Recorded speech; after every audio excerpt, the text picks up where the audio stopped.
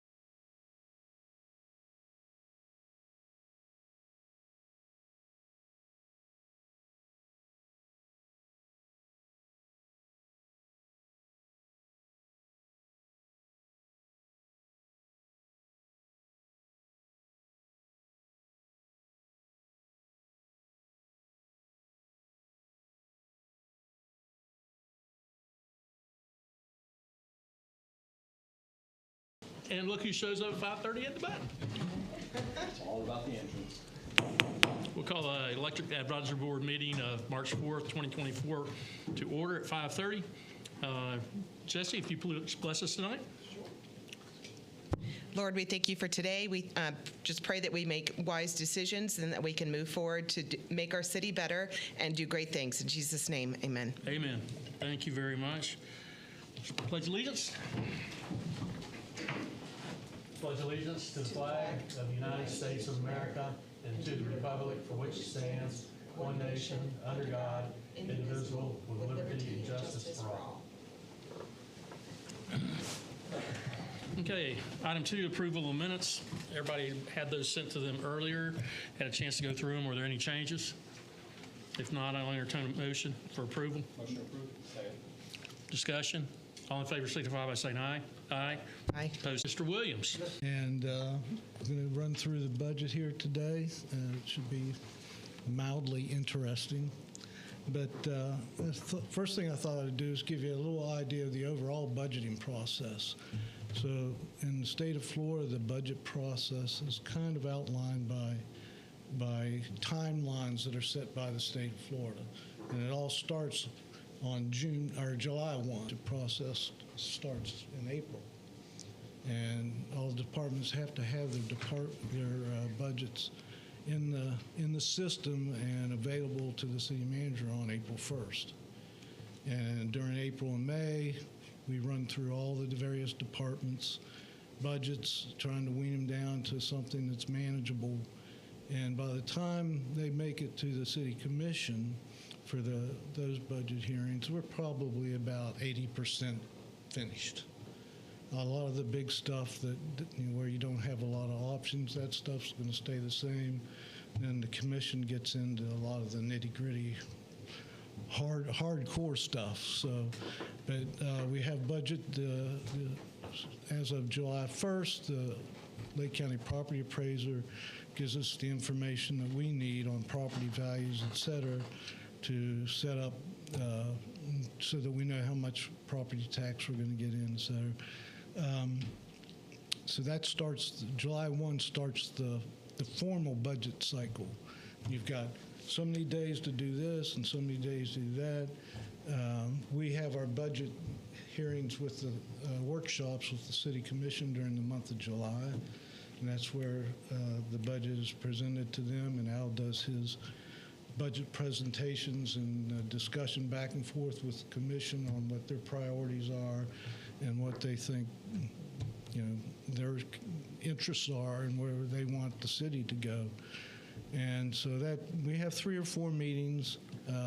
By the end of the 3rd meeting, all the questions that have been asked by the City Commission or adjustments that they want made in the budget, we usually have them made by the end of July. But by the last budget meeting in July, budget workshop with the Commission, we come back with the adjustments that they have requested.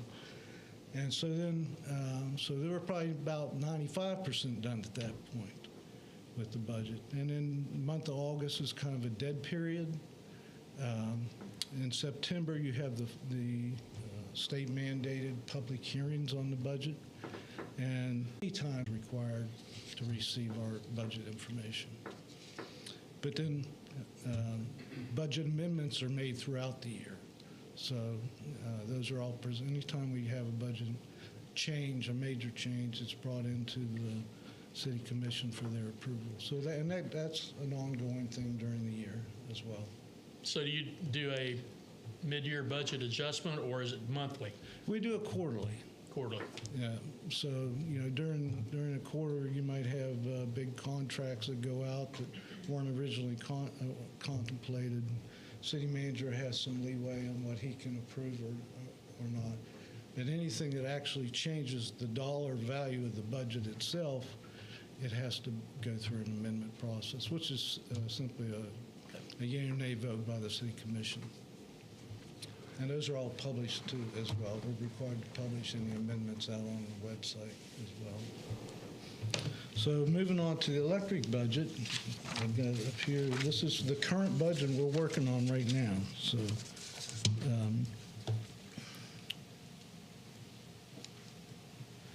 So this is a recap, a pictorial recap of our budget expenses. It's easy to see where we had all the costs that blew up during the Ukraine war and when the gas prices went nuts. We were at over 70% that year, and that was, it was a shock to everybody's system. So it's coming back down where it needs to be. 65 is pretty close. This year we'll be, by the end of this year, I'm hoping we'll be better than the 65% mark, maybe 60, 64, 63. It makes a big difference, actually, dollar-wise, just 1 percentage point. Capital, we've got $3 million approximately in this budget, which is way, way less than we've had in the past, primarily because we're not as cash flush as we have been in the past, and we really don't want to borrow any more money right now. But we'll get into what the capital projects are later. Depreciation or use of those different areas. You said city manager's costs. That's for the services that the general city supplies to the electric fund. That's city manager's cost, finance, customer service is the largest one. HR, IT, all those things they get allocated, and like IT's based on the number of units, computers and other technological devices that they have. So they're all based on different criteria. So if that makes sense. Yes, thank you. The other thing included there's $3 million in there for taxes that we collect on behalf of others, and it's transferred out. But some franchise fees and the surcharge, et cetera, are also included in that allocated number. The second item is the next item down, the transfers. Those are different transfers. That's the transfer that's made to the general fund. That's kind of like a dividend from the utility. So that's $5 million, but $2 million. There's two pieces to that. There's a surcharge, which is on the utility bills, 10%, and then the other is the dividend, so to speak, transfer. And we'll take a look at that as well later. The operating expenses, those last two bubbles there, the operating, can't read that from there, 5 million, and the personnel another 5 million. So you got about 10 million in general operating expenses. That's for the department to run. We have 52 employees in the electric department. So that's a huge cost, as you might imagine. So that includes all your, your equipment, office stuff, operating supplies for the trucks, et cetera, gasoline. Anybody have any more questions about those? So, and like I said, some of these we'll take a little deeper look at. So you have full-time personnel that are specific to just the electrical department, and then the allocations is like percentages of city employees? Yes, other city functions. Okay. Right. So you have like almost 11.5 million in what would be people-related. Payroll. Yeah, minus 3 million. Yeah. There's about 3 million in the allocations and 3 million in other things. Taxes and. Fruitland Park. For some reason, in allocations, they have like the money that's collected on behalf of Fruitland Park that goes to Fruitland Park. Yeah. Okay. Is in that allocation. Okay. So there's of that 6 million, 3 million of it is taxes and stuff that Gotcha. doesn't belong to us, and we have to transfer out. The franchise fees we pay to Fruitland Park to operate inside the Fruitland Park city limits, and we charge the Fruitland Park residents for that. We don't pay. Our residents don't get charged, as well as they have a surcharge as well on theirs. Well aware. So, yeah. So those two items. Okay. There are over 3 million of that allocation number. On personnel in the electric department, are they unionized? No. No, they actually tried to unionize, and the city was supportive of it, but they couldn't like break out. They didn't allow them to break that out as a separate union. They've actually tried twice, and in the end, the union decided that they were too small and they didn't want them. Okay. Okay. So, So I'm trying to get around and see how the who does the allocations and how it's done. Is it a number? They pick a number, or is it percentage? no, there's logic to it. Like I said, with the IT, it's based on the amount of IT equipment they use. Okay, in HR, they have a person assigned to the utilities from HR, and so they get a percentage of that person's time. And Perfect. that's how it is. So we have to justify that every year, by the way. And it does change every year as well. It goes up and down for different, the dollars don't usually go up and down, but who gets hit goes up and down. So I think you saw this slide last time in Al's presentation. But you can see the cash in the green line up there at the top. Since he talked about the BPCA, which is the blue line, I'm not going to talk about that. But the green represented, we had pretty substantial cash balances up until about 4 or 5 years ago when we started really putting a lot of money into the system. And that's what happened, and you'll see those numbers here coming up. So, this is one of Al's slides. I think he gave this to you last time as well. But some of the issues we're facing, the green energy debate and the war effort, those things are big and ongoing reasons for the cost of fuel that goes into making the electricity going way up. Inflation has a major factor in our operating expenses. The supply chain buildup has been a real problem for everybody, not just in our industry, but in every industry, trying to get the materials you need to operate.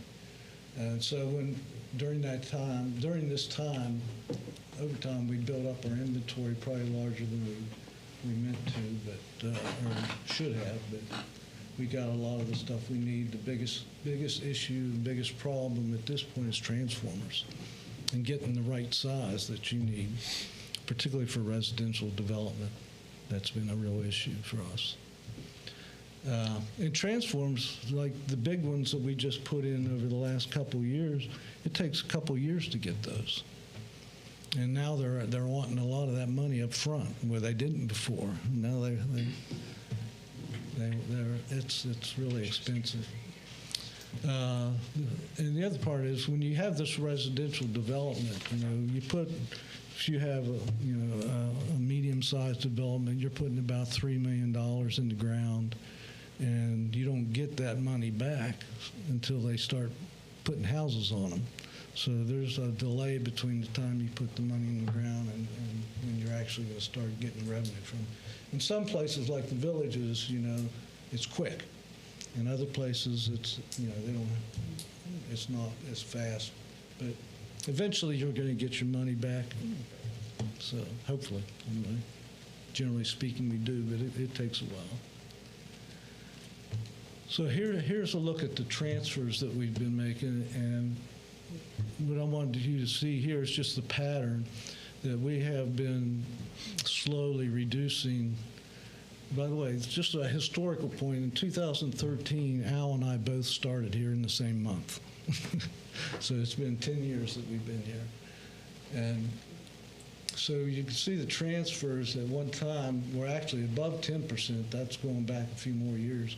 But on this chart, they're about 8.5%. And we keep lowering it and lowering it. And you can see now we're down at about 5.5%. So we've dropped it by about over a third.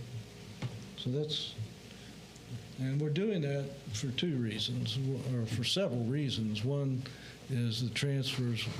We don't want to raise the rates unless we have to, and so getting that transfer smaller has a big effect on the rate. And the other is there's a lot of pressure statewide on municipalities or utility providers that aren't investor-owned to keep those transfers intact, in a reasonable spot. And I think we've done that more so since Al and I have been here. My background is utilities, by the way, so just so you know. But Al's he's a stickler for the dollars, and he's really got the utilities to the point where he's a great believer in matching and trying to be competitive in everything we do, and we are. In fact, we're more competitive in a lot of our utilities. And we're now capped at 6%, right? Pardon? We're capped at 6%. We are now capped at 6% transfer. And the reason we did that was because some of the pressures from the state and others to handicap municipal utilities. But the other is that's equivalent to a franchise fee. And most franchise fees on electric are in the 6% range. Although Fruiton Park has 8%. So did the state cap us, or did the city cap? The city commission put a charter amendment to cap ourselves. But it was done through the charter amendment, so the city commission can't change it. So it's now Perfect. And that's a recent development. That's been about 2 years now, give or take, that we've done that. But I know it'll get there. But the allocation, that's one that the city can play with. Like, Right. Al's been, at least when I dealt with him, he was very protective of the utility and not pushing allocation.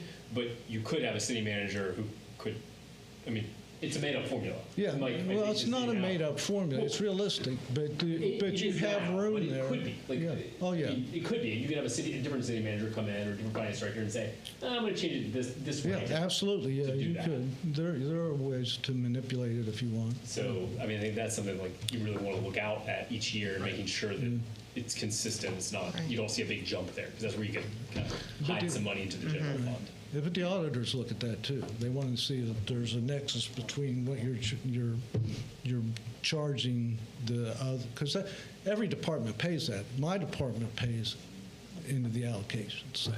So the big hit this year was insurance. That was a killer for everybody. That's brutal. On the allocation. Any questions on the transfer? One historical format, it used to be the city commission treated these transfers like, free money. And so anytime they wanted a project, they'd just transfer more money out. And then they got themselves in a little bit of trouble doing that financially. And I was in a meeting once when the one said, well, if we just need more money, we'll just raise the rates. I'm like, no, that's really not good. And that has definitely ceased with Al being here. I can guarantee you that.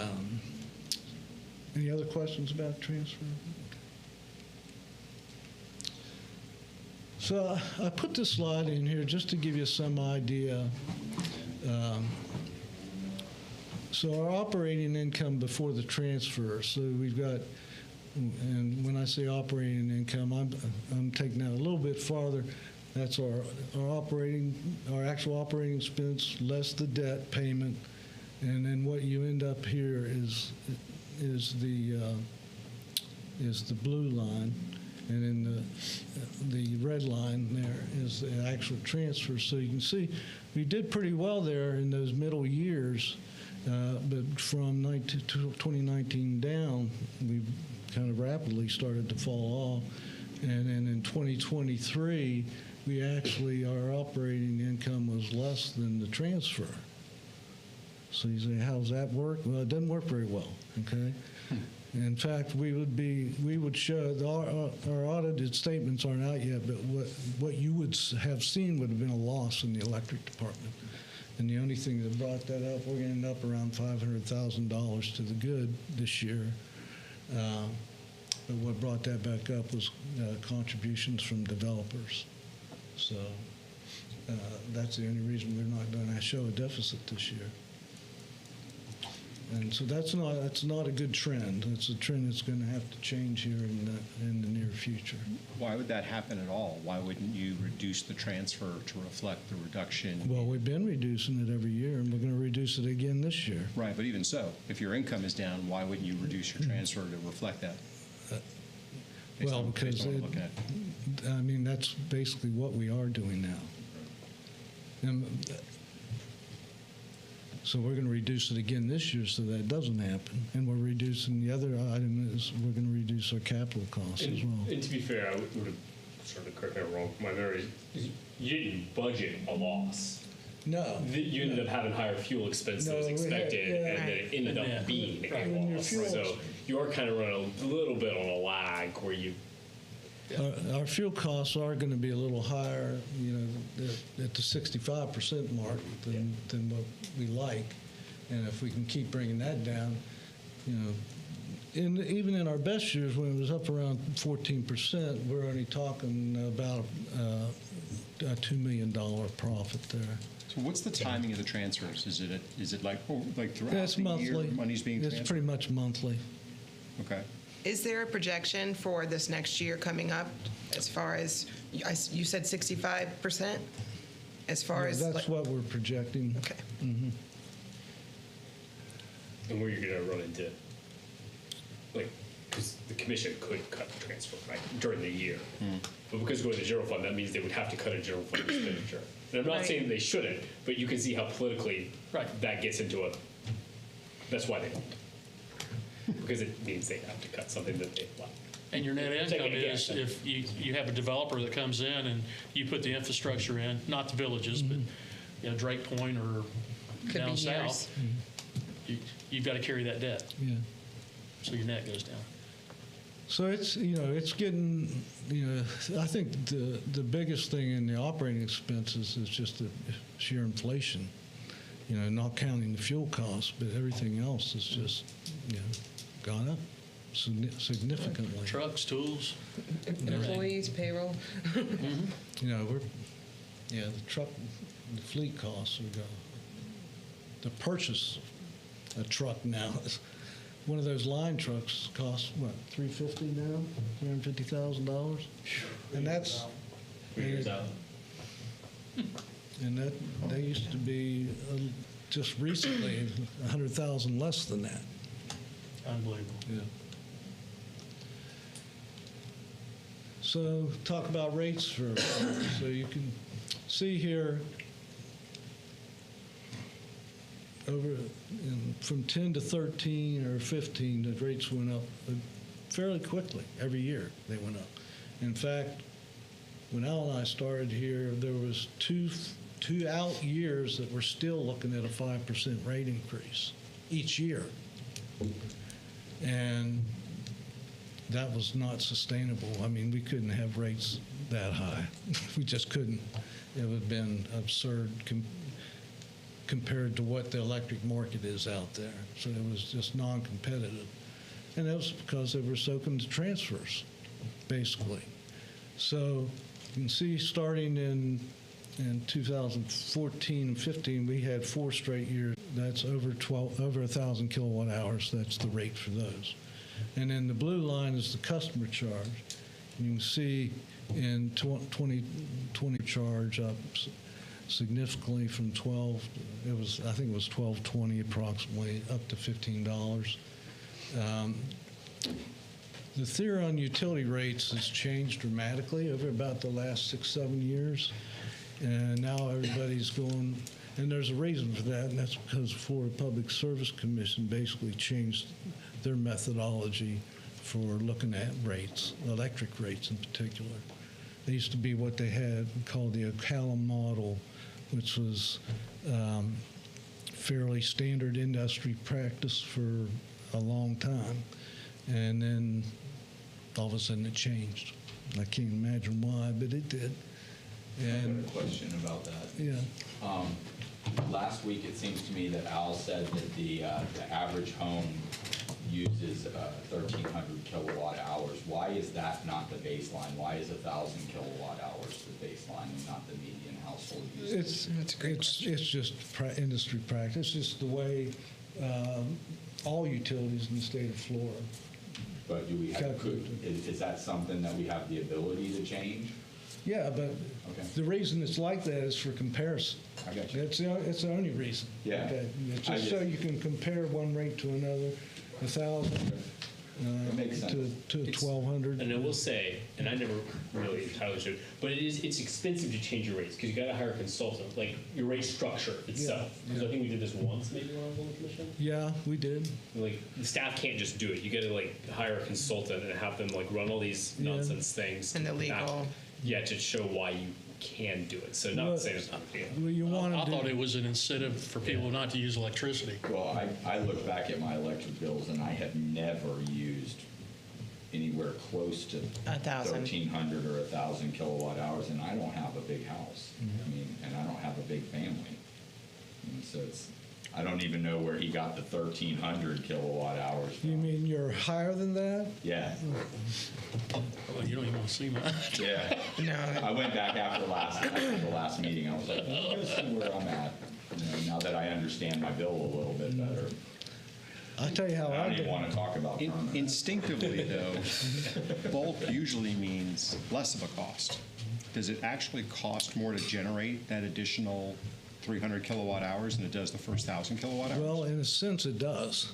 Why is that? It doesn't really, because you have to plan for that highest rate. You have to have the electric available at that rate. Whether it's used or not, you have to have that available, and it costs a lot of money to have that. Well, if you know that that's what people use, then why would you not have it available? Well, we do have it available. Okay. You haven't run out yet. No, I mean- Okay. But that just kind of moves that argument. But everything in the electric industry now is to try to bring the demand down a little bit. So, would you say that's accurate? I mean, yeah, there's Yeah. certainly a push. Yeah. Environment. But I mean, from the federal government to the Florida Public Service Commission, they all want demand to come down individually. And of course, in Florida, Collectively, it's going up. we have like a big variance. So like having the high peaks in the summer cost us. Service Commission and FERC, they want you to you're always planning, right? You never stop planning for what's going to happen in the future because it takes time to get there. You got to get power plants sited. You got to get them licensed. That stuff takes time. So you're planning for 15 years down the road, 20 years. And we saw in Texas last year what happens if it's not highly regulated. Yes. Yeah, I mean, Texas and California are two markets where the lack of regulation is hurting them substantially. Yeah. The free market system doesn't work when you have monopolies, basically. And in Texas, anybody can go in and sell electricity if you have it. But for those, so what's happened is you have these hedge funds go in and buy the plants, and they sell them when the power costs the most. And when the wintertime comes, and they don't have the same rules as planning out for the future for those peaks as we do in Florida. In that sense, we're a little more competent than they are, I would say, on that side of the business. And they actually don't pay that much. Their rates aren't really any significantly lower than anybody else's. But the people who are providing electricity, they're more concerned about the profit involved than they are in the stability of the system. And that's a fact. It's been proven back 2 years ago when they had that massive cold spell, and then it happened again last summer when they had the massive long hot spell. So it's really important, the planning piece of it, and that the regulators are involved in making sure that that power is going to be available. I mean, it's a safety. It's a life. These are life enhancing and life saving products that we sell. And they tried to deregulate Florida a couple years ago, the constitutional amendment. Yep. And it's even really crazy with Florida because we have it's almost all natural gas in Florida, and there are 3 gas lines that come into the state of Florida to supply all of the gas. And part of that deregulation was utility companies couldn't own the gas lines. So you're going to have 3 gas lines owned by 3 private companies that were basically going to Charge what they wanted to. Charge whatever they wanted. And everyone was going to be beholden to those companies, and hope it worked out. Yeah. So. Yeah, so there's, people complain about regulation, but if certain utilities aren't regulated, you're going to get killed. And you're not going to... Talk to me about my internet. Reliability is number one. Literally, you could. So, any other questions about rates or where we're going? So, but let me assure you, you've got a city manager that totally understands this, and he understands the importance of the electric rates being competitive. So here's the competitive position as of February. So Leesburg's at $127 a thousand. So we're higher than Mount Dora. We're higher than Sumter Electric. About even with FP&L and way lower than Duke. And so we expect we'll probably keep our rate at there until we get into the summertime and see where we're at. We are managing our BPCA to the point where we hope that come summertime we might even be able to lower that a little bit in those peak energy usage. But can't guarantee that at this point, but we hope so. And the other trend that I was talking about, one of the things in rate making that's changed is SECO now charges, for the customer charge, we're at $15, right? We went up $3.50 about 3 years ago. SECO now charges $1.15 a day. That's how, so if you have a 28-day bill, because not every bill cycle is exactly the same, they usually go from 28 to 32 days. FP&L is going to $1 something a day. They haven't yet, but they're going to.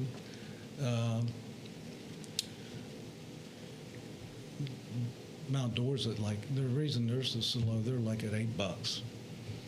And they haven't changed that rate in years. So we're very competitive, I think, at this point.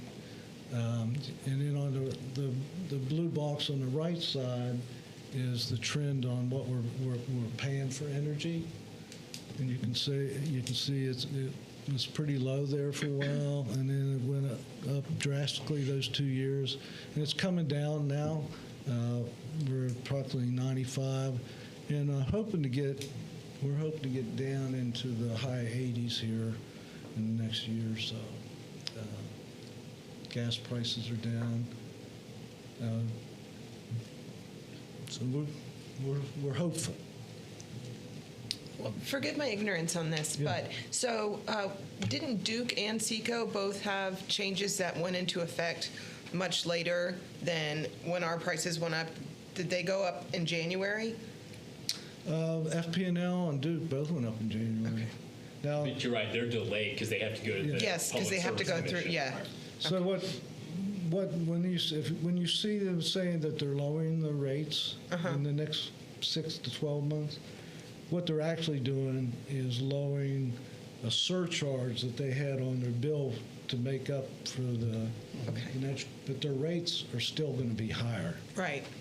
You know, the base rates, the kilowatt hour rate and the customer charge.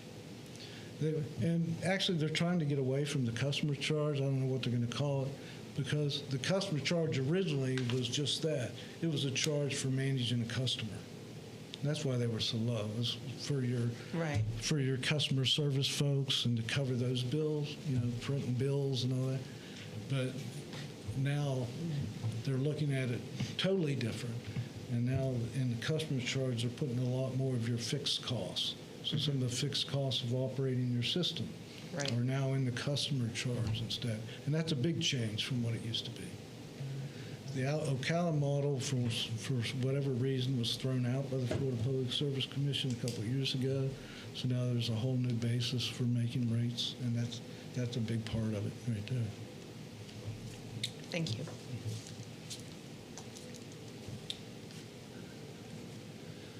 Capital spending. So I don't know. Did Al show you this slide before? I don't know if he did or not. He just gave us a number. Yeah. So there you can see that we've been putting a lot of money into our infrastructure. I mean, this was probably a normal year or even high back and up until then, and then it just went up and up and up. And we had some big projects that we had to do. We had,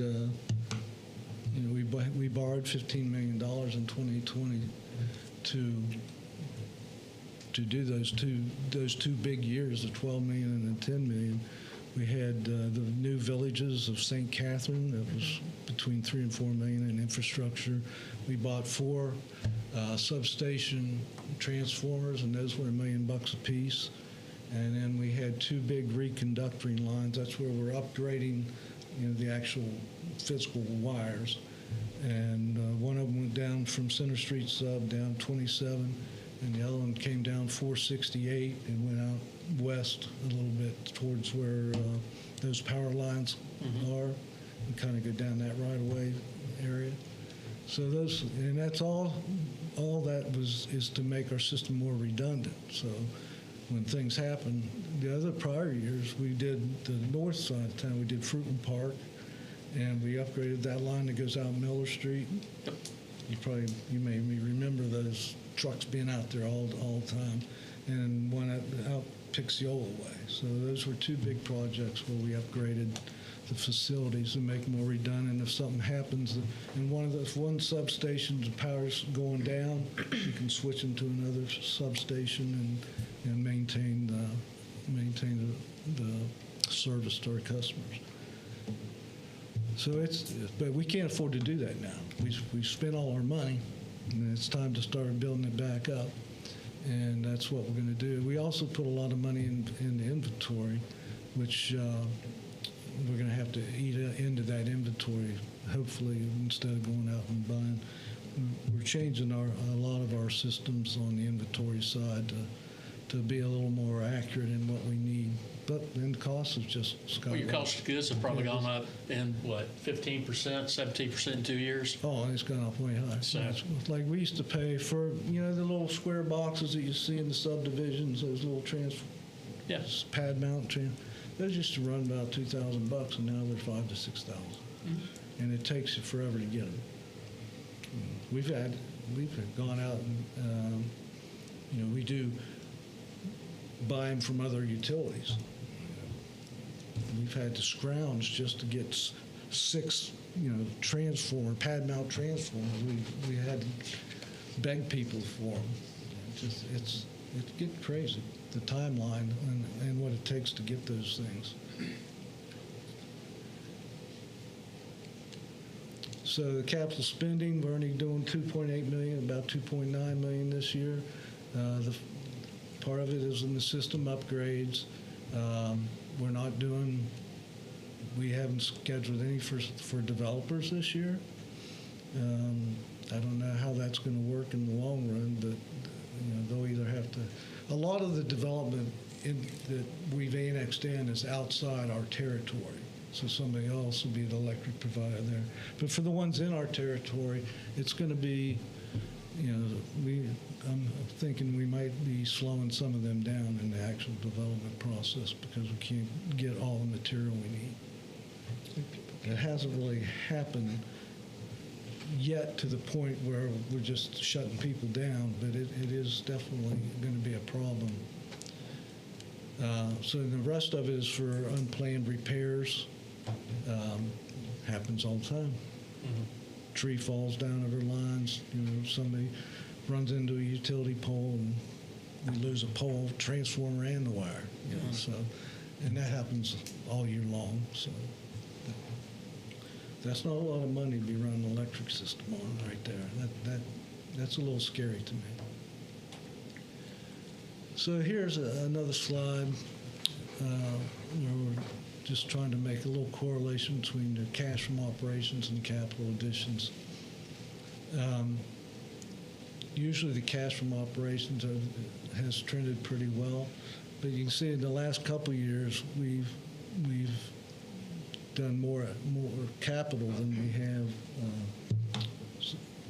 replaced the cash.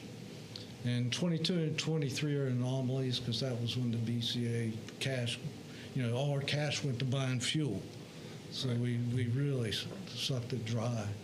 And then last year we replenished a big portion of it, pretty much all of it last year.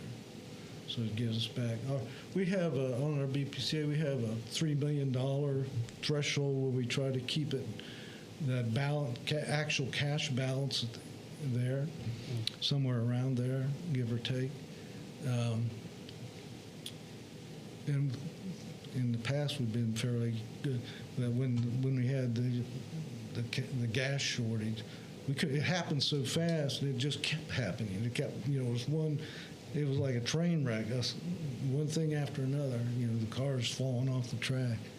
And we just, every month, something, it just kept going up and up and up. And we kept raising our rate, but we couldn't catch up.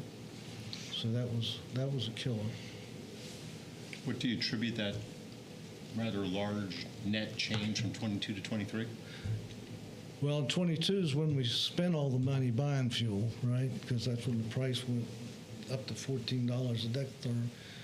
And then 2020, actually, there's a delay in where you get that money. So we raised the BPC to $70. That's how we got it back.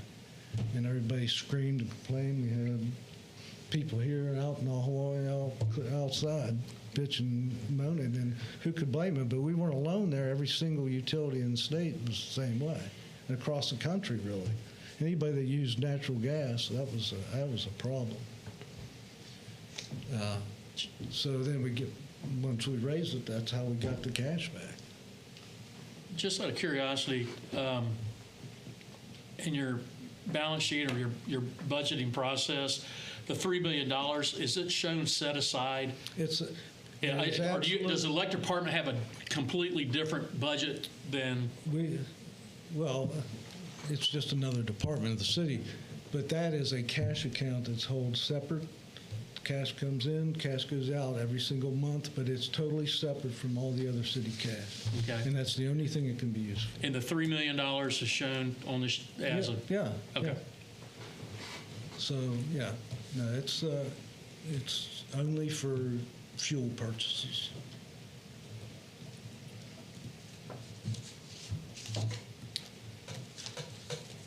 So, let's see. So these are the actual dollars that we budgeted for capital. Transformers, capacitors, distribution lines, reclosers. I don't need to read all that out. You can see where it Is this what for it is. replacement equipment or for new equipment? Well, most of this will be, what it'll be for whatever it's needed for, is what it'll, but when we go back to the one, this is what we budgeted for, Right. system upgrades of 1.4 million, and system repair for 1.5, and that's the 2.9 million. So, and this is where, That's just the breakout. yeah, that's just a breakout of what we think we're going to use it for. Excuse me. So debt. So we have 4 debt issues out. Right here, this is our annual budget. This is the budget for 2024 for debt, 3.8 million approximately.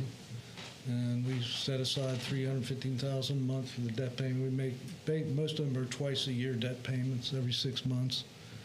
And these are the items here. We had 2007 B. These are taxable bonds actually, and they go from 5.6 to 5.9%.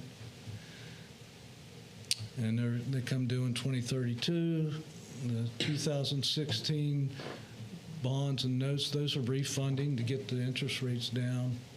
So you can see the 2.35% is excellent. The 2 to 5%, there's only one bond out there that's at the 5% level, and I have no idea how that ended up like that. But there was one bond that was priced at 5%. And then the 2021 is the $15 million that we borrowed for the transformers and the upgraded, the village's expansion and those 2 reconductoring projects. So the annual debt on those 4 items is about 3.8 million. And it's pretty much levelized debt, so that's where it's going to be until we pay them off, basically. So when your consultant comes in to help you rate set or whatever, will they look at that 5.64 through to 5.9 and say, it's time to call it in and reissue a bond? Well, we can't reissue the. You can't? No. Tax laws change. The taxable bonds, we can't do anything with. The other 2, the 2016 ones, they've been refinanced at least twice. They're done. You can't. There's a limit to how many times you can refinance stuff. The good thing is the 2016 electric note and the 2020 system revenue note. We could refund those anytime because those are bank notes. Of course, 2.13%. I don't think that's going to happen, but probably not anytime soon, for sure. But we can refinance the bank notes anytime we want, if we wanted to. Well, within the parameters of what the note agreement says, anyway. Any other questions on those? What made some of the bonds taxable and some of them non-taxable? I mean, that was before you. I can tell you exactly why. Because we had some people running the city that didn't know. They thought fund balance meant cash. And so they just spent every dime that was in the electric department as a personal playground to build stuff. That's why. And That was the only way they could borrow money. so what happened was then all of a sudden we weren't in compliance with the bond covenants. So they had to go out and borrow $11.7 million and stick it in there to get us so that we were compliant with our bond covenants. Somebody's just And that's kind of harsh, but that is the truth. terrible. It is terrible. But you're dealing with it. Oh, yeah. I mean, you don't have a choice. Exactly. Yeah, and that's the problem is that $11 million really probably wasn't spent on the electric system. It was spent on general fund stuff, and then they needed like. Yeah, that's why I said they used to use it as their little piggy bank. And that doesn't happen anymore. Any other questions on the debt? So this is our plan. Keep the rates down, keep them competitive, keep the lights on, work safe. Chris and his staff are reviewing the operational standards. The smart grid sunset, that's our the data that we acquire and store on electric. So we get 15-minute read. Is that right? 15-minute reads on the meters. Every 15 minutes, every meter sends us a read on where they're at. So when a customer calls in and says, well, why is my bill so high? We can pull up and say, well, your consumption's doing this or that, and we can do it by hour, really, for them. Tell them, it spiked here. Every day at this time, your energy's really spiking or something looks off, and sometimes they've got an electrical issue that can be identified even. But the smart grid, all that's equipment and computerized, the storage and all that is now with General Electric, and that contract runs out in 2026, and we have to get something to replace it. And we can probably do that for about half of what we're paying now. That was the fiasco they did a few years back when they brought the consulting group in, was GE, and they did the smart meters. Yeah, about the same time they issued the 2007 bonds. There you go. I think that's what happened. A little bit later.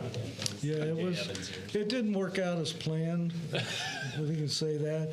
The good part about it is that all that stuff is much more common across the board now. Yeah. There's more companies involved in doing that kind of stuff, and so the prices have come down substantially.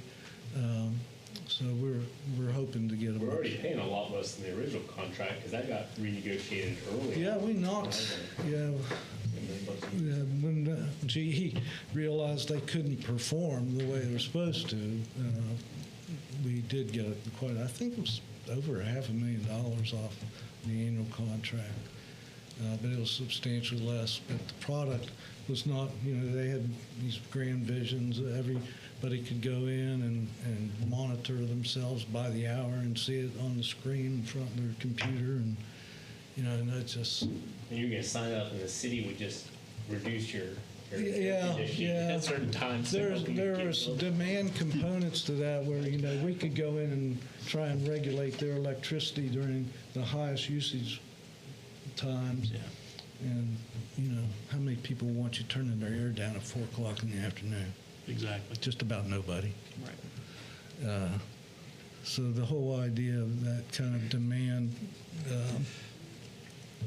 control is, it's just, it's not going to work here, I don't think.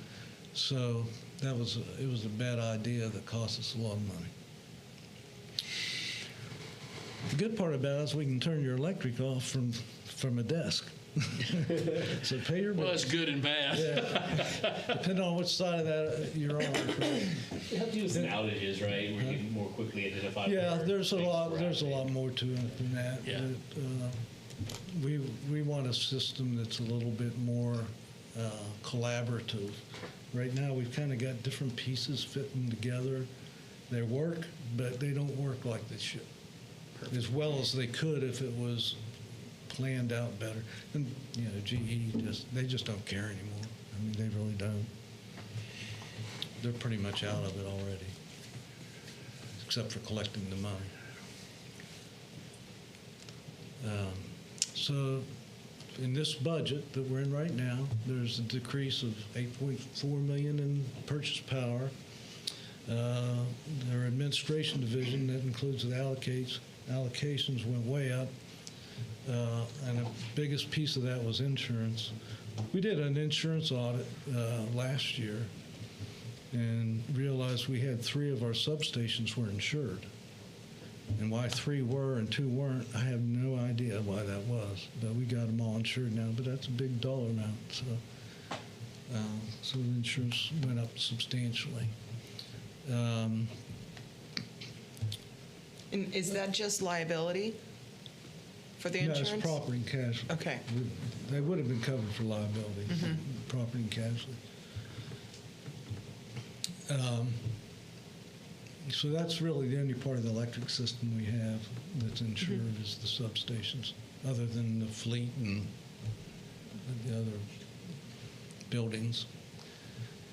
So we have really reduced labor costs because of the reduced capital projects. Engineering costs are going up. Part of that is we budget for some consulting to trying to replace the system, GE system.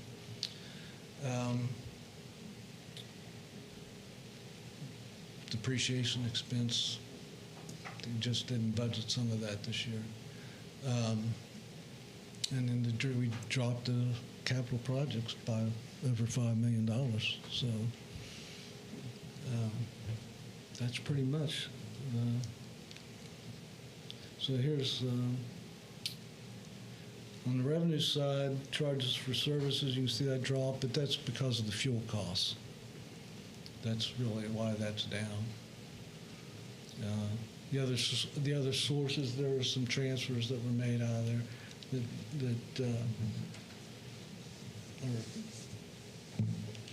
I forget what that was about.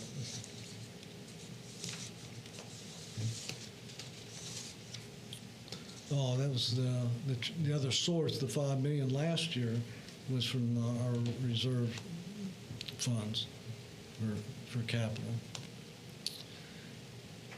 Other than that, the budget's pretty similar from year to year. So the expense side, the first 2 lines are for the purchase of power. Administration went up. That's mostly from the insurance. Distribution went way up. Now, is that, the distribution going up, is that because you're not allocating to capital Yeah, projects? a lot of that is right, yes. Mhm. So, that you've got, when you have capital powers, you're actually taking We're people who taking work it here out- all the time and allocating their labor. We're to taking it that. out of operating and putting it on the capital side. Right, but those people work here whether we're doing the Yeah, projects or yeah, not. yeah, so- that's right. But there's usually a lot more overtime too involved Right. in that. So that's, that's pretty much it. Any questions? Thank you. Mr. Williams, good presentation. I'd ask Mr. Reisman over there at the computer. Ms. Purvis, if you could send the presentation out to all committee members, I'd Yeah, I'll do appreciate it. That would be wonderful. Thank you. Of all the pieces of the pie that you showed us, what do you actually have any control over? Like, it seems like there's a lot of what I would call fixed or expenses that are out of your control. Where is the movement in there to help your general consumer? There's not a lot of movement. The movement is the ones we made. We've cut the transfer, and we've cut the capital. Capital expenditures. That's pretty much. Now, you may disagree with me, but I think one area that you could argue that there is movement is in customer service. Like, we offer a lot of customer service compared to what a Duke or Seco would, and we could cut that number aggressively, but we've taken the city commission has taken the opposite tack That's true. with customer service in terms of We've tried. the big complaint that they get. But We've tried a number of things and discussed a number of ways. And when it comes to customer service, They want to be people on staff that can answer the calls and can be, most places, even a lot of the municipal utilities you can't walk in. Take cash payments. You can pay at a kiosk somewhere, or you can pay at Circle K, or you can do those kind of things. And if you want to talk to customer service, it's going to be a call center. Yeah. But We have you real can't. people. You How can't many people do we walk have in in. customer service, do you know? And we still have a surprisingly large number in this building? of people that I'd walk say in. There's, How many people do you have in 15, customer service? I was about to say, 30. I thought it was like 30? a dozen. 30. Yeah. And most of those are for the electric. I mean, some are do other things, but that's. Well, no, that's One, the other point. Public It's not Works. most of them are electric, Okay. right? We have 28,000 electric customers. That's the largest. But we have 6 utilities. Right. It's not Right. like it's just electric. Okay? So there's a lot of moving parts there. People turn the service on, people turn the service off. A lot of people, come in to set up their service. We Takes time. fixed that so they don't have to, but most of them do. Right. Even the village residents usually come in, the new gas customers. And, before long, we're going to have more gas customers than we have electric customers. And I'm not knocking. I mean, Yeah. if you do my work, I have to deal with a bunch of different utilities, and Leesburg Utilities is by far the best one to deal with when I have a problem. So I appreciate it, but it is, to your agree point, with that. it's something you could actually move up and down. Yeah. But With the recent changes that paying online and things like that might, we do everything you can pretty much do as far as making it easy on folks. And a lot more people are taken care of. Since we reinstituted the charge which started today, as a matter of fact, for credit cards, we reinstituted that fee. they said it's Everybody- $400,000. It was the number they gave us, Yeah. wasn't it, Mark? That on $400,000 fees? last year Yeah. on credit card fees that we paid. Yeah, but Al gets the points. Yeah. Yeah. I think they need to negotiate with I get a the lot card of company. points. I don't think that happens. So your bottom line then is that you're proposing, if you will, a budget that will be $12 million less than the previous year? This is the budget we're working on today. Okay. So it runs until September 30th. Okay. The budget process that we're starting Okay. basically now The budget we're is in for right. the Right, so next the budget year. we're in right now Is the one we just 12 looked million at. less than the previous year before. Yeah. Okay. And that's because of the fuel costs. 8 million approximately in the fuel costs. And what are you anticipating the next year? I don't know yet. So I'm hoping that we'll go from approximately $95 to $85 over the next year. And so I do anticipate those fuel costs will be less. That's like what, $5 million? Yeah, Purchasing cost of that? it'll be When you actually saw that? 63%. If we went from 95 to 85, that's $5 million. I don't know. That sounds pretty close. Okay. We went from 107 to, it's probably in that ballpark. But that's all pass through. That's all going to go to the customer. It doesn't help the operations, right? Because it's not supplying any money to any funds, any revenue to the operations. That just goes back to the customer, which is great. Good. Any other questions? Again, Mr. Williams, thank you very much. Thank you so much. And we appreciate it. All right, roll call. We're going to start on the left-hand side. Mr. Roebuck, anything for the good of the order? I'd just say, I mean, I've learned so much out of these even after being on commission for 8 years. Like I've learned more literally in the last 4 meetings than I did in 8 years. So, so thank you to all the staff. It's been great. Mr. Schwartz. Nothing to add. Nothing to add? Okay, and nothing for myself. And I'll accept a motion to adjourn. Motion. Second. We're done. Thank you. Y'all have a good evening.